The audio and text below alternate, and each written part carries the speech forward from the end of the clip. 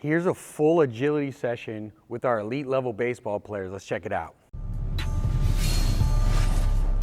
Yo, what's going on guys? Chris Barner here with Overtime Athletes, and for today's video, I want to break down a full agility session with our elite level baseball athletes. Now these guys are in the last month before they go off into spring training, and I want to go ahead and peel back the curtains so you can see exactly how we are progressing their change of direction. So first and foremost in this session, we start off like we start off most sessions with elevating the lower limb. So they're going to perform some very basic lateral pogos off both feet and then switch over to one foot. From there, we want to continue to elevate and prep them for more quality work. So we're going to perform some lateral power shuffles where they're really getting into the hip, moving in that frontal plane.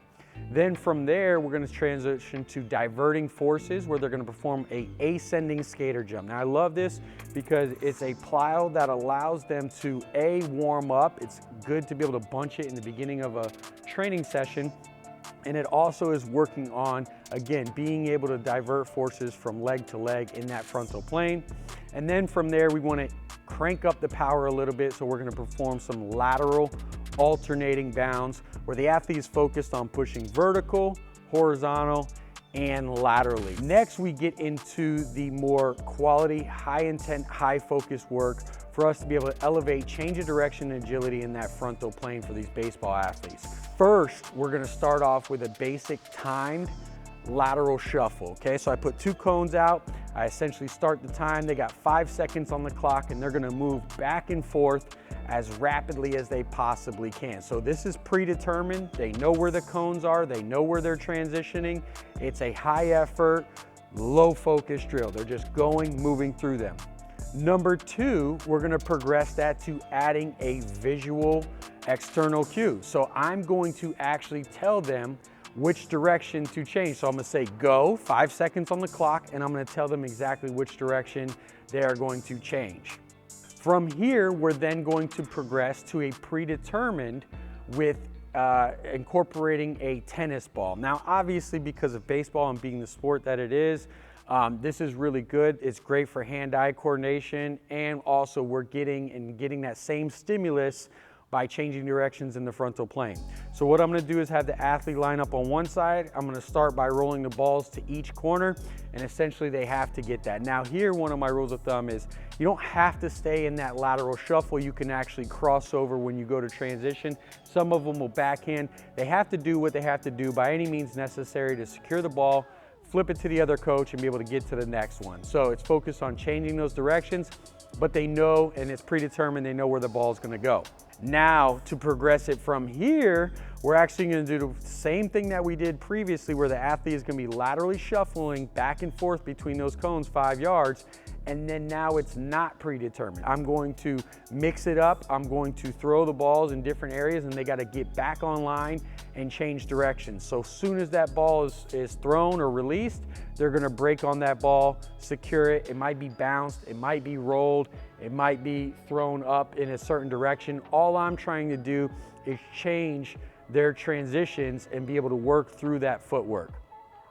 The final progression to that is they're actually going to flip and face a wall.